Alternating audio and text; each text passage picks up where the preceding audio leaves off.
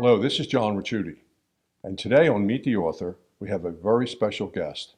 We've been invited to Ardrossan Estate by the author of the book, David Nelson Wren. This is a particularly exciting moment for me because I met David earlier in a bookstore and we had a conversation about the big house. And I'm very fortunate to have David as our guest today on Mainline Public Television. David, thank you for taking the time. I'm always fascinated about who built the big house. Yes, well, the house was designed in 1911 by Horace Trumbauer, who was an architect really loved by society for his grand houses. He designed White Marsh Hall in Philadelphia, several of the houses in Newport, and so it was a given that the Montgomerys would engage him to build their home. The house interior rooms on the first floor here were all done by White Alum, and White Alum was a British design firm, and they had an office in New York City. And White Alum designed the first floor rooms at the Henry Clay Frick House, which is now the Frick Museum in New York. They were also known for some of the rooms at Buckingham Palace.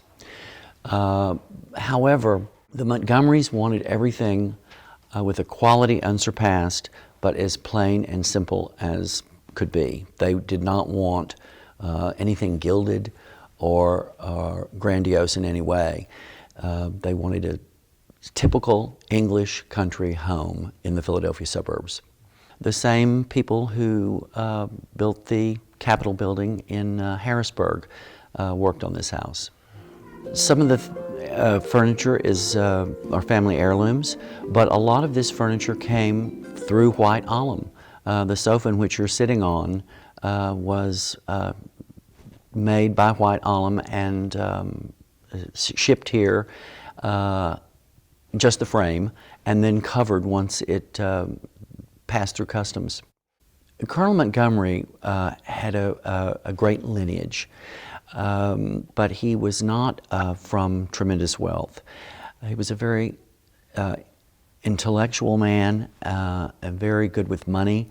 He and Mrs. Montgomery, she was Charlotte Hope Benny Tyler, shared a mutual great-grandfather in Horace Benny, so they were second cousins. And the Tylers always had amassed great wealth, and but when the Colonel married Miss Tyler, he started a brokerage firm, his own brokerage firm, and within 10 years of starting the firm, it was a huge success, and he had a seat on the New York Stock Exchange. Your book it's brilliant. It's a book that satisfies someone with architectural tastes, with historical tastes. It's probably the best coffee table book I've ever put in my house. Where did you get all the passion to write that book? Well, I think that a person has to fall in love. I was here in the house many times before the idea of a book came about, and I always marveled at the house. I was the one guest that they had that gawked at everything. I just thought it was a splendid place. And in 1997, Robert Montgomery Scott, who was at the time living in an apartment on the third floor here, invited friends over to watch the Belmont Stakes and on television. And during the afternoon, the idea of the book came about, and he was not too keen on a book because I don't think initially he understood what we would include and what we wouldn't include. And it was actually Walter Annenberg, who was among the guests, who encouraged him to pursue the idea of a book with me.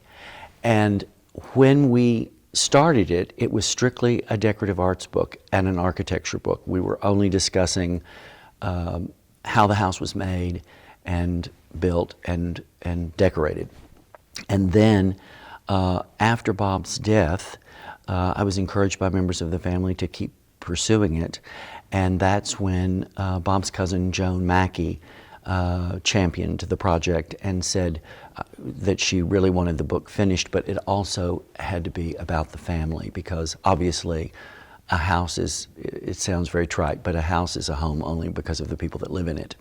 So I was then given access to the family archive and read their letters and diaries and journals, and really fell in love with the people themselves, although not still here with us on the earth, but the people that I wrote about in the book, I really became fascinated with their lives.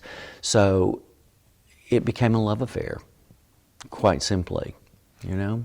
And so I was compelled along by that passion. The Montgomerys were always interested in genealogy and in their ancestry. Mrs. Montgomery's aunt, Helen Beach Tyler, was a genealogist, first rate. Like any English country house with family portraiture, they became interested in collecting it. And so it was an interesting fact that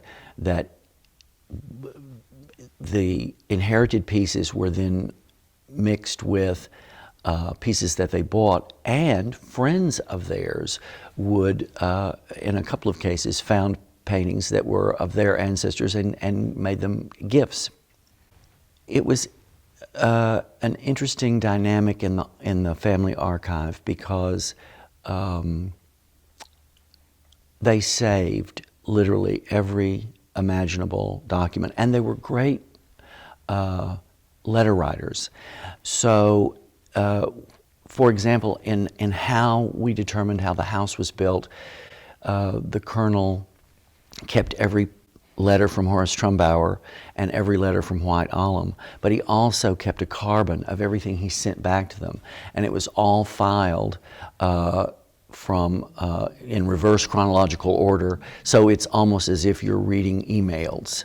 You know, there's a chain of letters back and forth. And that was also back in a day when the mail came twice a day. You know, you had a morning and an evening delivery. So it's interesting to me, too, to note that some of these letters are dated, you know, one day after the other. And there's quite a collection of documentation. I came here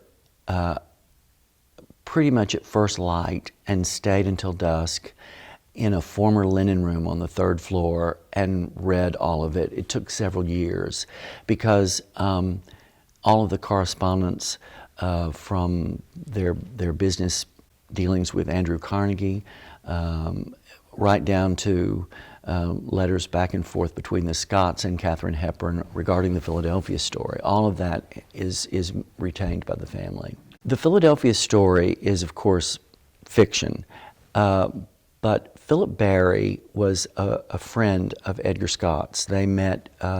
Philip Barry, funny story, when Hope Scott and I talked about the Philadelphia story, she said that her husband knew Philip Barry because they were roommates in college. And then I started working on the book, which was, of course, after her death, and I've discovered that Philip Barry went to Yale and Edgar went to Harvard. So I laugh at that story still, because how can you possibly be roommates and go to two separate universities? But there was a summer playwriting class at Harvard, and Philip Barry went to Harvard for the summer to study playwriting, and that's where he and Edgar met. So, you know, writers write about what they know or should, and so Philip Barry was entertained here many, many times. He loved Miss Tyler, Mrs. Montgomery's aunt, and all of the family, and he based his play on this house. A lot of the play takes place on the terrace, as it does also in the film. I like to think that the terrace and the whole house was really what he had in mind. If you see the play or read the play, it's very specific. It talks about Radnor, it talks about Bryn Mawr College, it talks about, there's a lot of references that people would know locally. But when the play was turned into a film, it was made much more generic, and all of that was eliminated. I would be willing to bet that they must have had grand parties here. the Elkins, the Biddles, the Wideners. They were all here. The house really was built for parties. It really lends itself to parties, and the Montgomerys hosted many, many parties here. You mentioned the Elkins. Sidney Tyler remarried out of Elkins. So the Elkins were actually then related to the Montgomerys through his marriage. And yes, they were all entertained here, and the Montgomerys were entertained at their homes. Linwood Hall and where the Wideners lived, and they shared mutual friends and entertained mutual friends. And one of the stories in the book was about Mary Garden, who was a Scottish opera singer, and she was friends of both families. She stayed at Linwood Hall, but she came over to Ardrossan during her visits to see the Montgomerys. And the Montgomerys also were very social with their children, in the sense that the house hosted many debutante balls. Mrs. Montgomery, after the Colonel died, gave coming out parties for all of her granddaughters here. And of course, wedding receptions. And the house has actually been the scene of several funerals. Both Colonel and Mrs. Montgomery's funerals were here in this house. So it's, as was Sidney Tyler's funeral. So it's been a family home in every sense of the word. It certainly was the last large property, and also the last house lived in by the original family, certainly as far as Horace Trumbauer houses go. You know, it needed to be documented in a book. The Gold Coast, I suppose, on Long Island would be considered like the main line, but it's its own very unique place. There's a great story about, whether it's true or not, I don't know, but a Philadelphia debutante being presented to Queen Mary. And of course, Queen Elizabeth put an end to all of the debutante presentations, but for years, debutantes and young married women were presented at court. And one of the Philadelphia debutantes is supposed to have come up from her curtsy to the Queen, and the Queen asked, "And where do you come from, my dear?" And to which the young woman replied, "Why, the main line, Your Majesty," as if it was its own principality, you know. So not Philadelphia, not Pennsylvania, but, oh, the main line. So in that day and age, I think, too, it was its heyday, its glory days, and it became part of our pop culture in the sense that Hollywood went crazy for the main line, not just because of the Philadelphia story, but the Young Philadelphians, Kitty Foyle, which won the Oscar for Ginger Rogers the same year that Philadelphia Story came out. All of those films glamorize the main line. So it's forefront in our culture. The Montgomerys were known for their prize herd of Ayrshires and their dairy production here. And, you know, when you think of Ardrossan, you have to think of cows. The family dairy business stopped its own milk routes in the 1950s and started selling the milk to Wawa. So if you drank Wawa milk in the late 50s and 60s and into the 70s, you may very well have been drinking Ardrossan milk. Blue blood milk. That's right. How many in service, I don't want to use the word servants, in service people, folks work here? There were 12 live-in, but others that lived on the property included 3 chauffeurs. The Colonel would buy 3 cars exactly alike.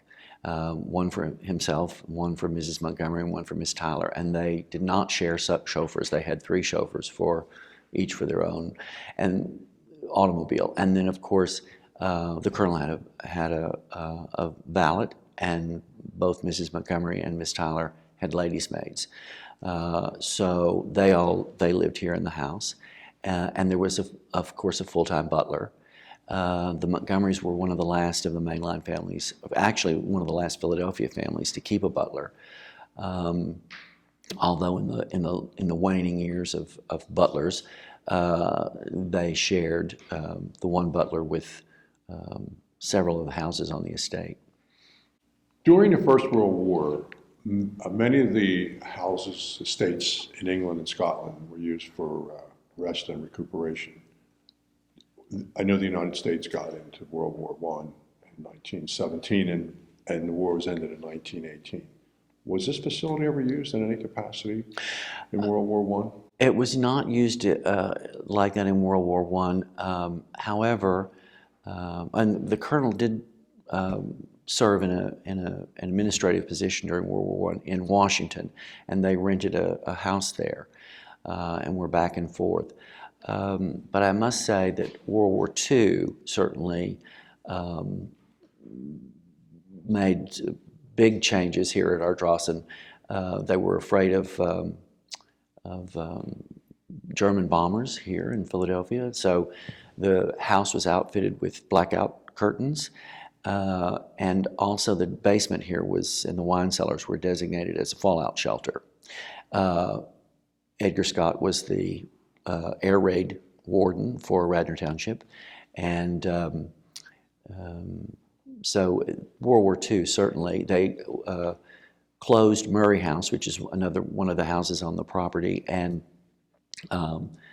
Alexander Montgomery's family moved into the third floor, and also the branch of the family in England came over for a time to avoid the Blitz over there and lived in this house. So it was certainly, World War II certainly had a larger impact on Ardrossan than one did. How many houses are on your estate? Approximately 30, and that includes the houses that were built for the people that worked on the property, because you had a working dairy here, so you had a farm manager, you had a herdsman, you had a groom at the stable. The property was quite immense. It went from Church Road to Godfrey Road and one direction, and then to Darby Paoli the other way.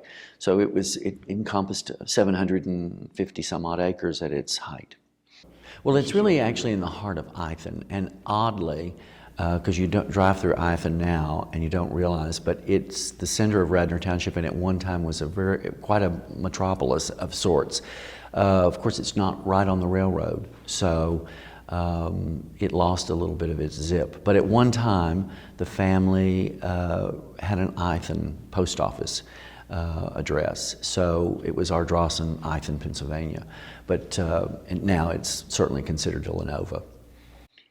You mentioned horses here. Was that all part of the Devon Horse Show as well? Two of the Montgomery's daughters, Helen Hope Montgomery Scott and Charlotte Ives Montgomery, were riders and champion horsewomen. I think that it should be pointed out that, yes, they did ride at Devon, and Hope did serve as the president of the horse show for a time, or chairman of the horse show committee, but it was Ives, Charlotte Ives, who was the national champion. I mean, she jumped in many horse shows all around the country. And they had a stable of jumpers and hunters, because obviously they needed the hunters for fox hunting. And so yes, the colonel had quite a major stable here on the property. You researched countless hours. Do you think from your research to the present that Ardrossan has lost any of its charm? It hasn't lost any of its charm for me, but it certainly is evolving. It's no longer the massive estate that it once was. But of course, that's happening everywhere. You know, we need more property for development, and certainly our world is expanding, and people don't live in a grand fashion like this anymore with 12 live-in servants. I mean, it's just not the way people live. We live less formally, but it still has charm to me. It's a very enchanting place. Doing the research that you did on the house and going through the letters, I would have found myself immersed back in time for that period. Did that happen with you? Absolutely, especially when reading their travel logs. It was really fascinating because the Colonel and Mrs. Montgomery believed that travel was key to educating their children. And even though they were schooled here with a governess, they were world travelers and they traveled absolutely everywhere. Before they went to Egypt, they learned about Egypt, and then, of course, when they were there, they made copious notes and documented all of their travels. So it was interesting to me to read not just about those places, but about traveling to them in those times in the 1920s, or right after World War I. And really fascinating travel logs made by everybody in the family. And you would just probably sometimes just read a letter and just be locked on it. Locked on it is a good way to put it, but also a lot of humorous things. I came across a letter one day from Edith Roosevelt, who, of course, was the first lady of the country, and it was on her, I don't remember if it was White House stationery or if it was their Long Island estate, but Mrs. Roosevelt wrote to her cousin, Helen Beach Tyler, and said she was going to be in Philadelphia, and did she have a room she could put her up in at Ardrossan. And she hated to impose, and if the house was full of other guests and there wasn't any place for it, it was okay, she'd find a hotel room.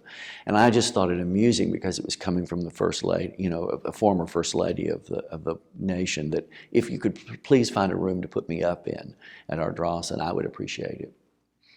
You could probably write a book just on the letters, just on all the letters. The letters should be kept and saved and documented. They're really quite fascinating.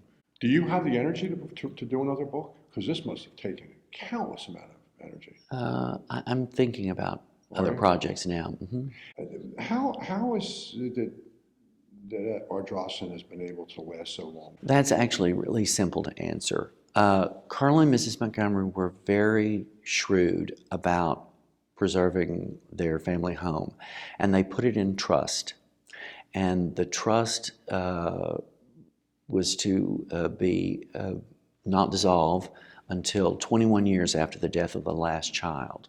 So the estate was in trust for those children and their families all those years. And so there was no possibility of it being carved up.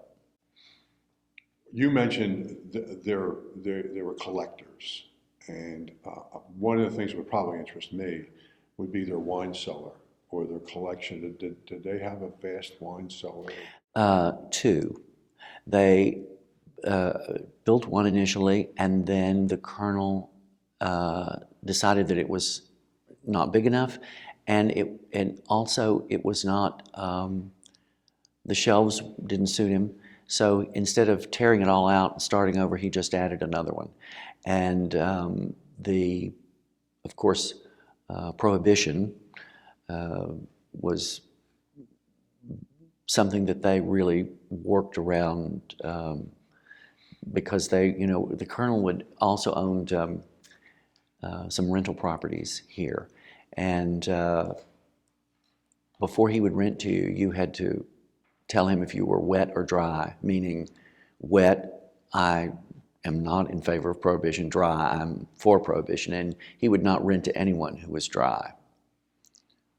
Kind of an interesting way to discriminate. I know if I talk to you long enough, you'll tell me more and more stories about a lot of things that went on.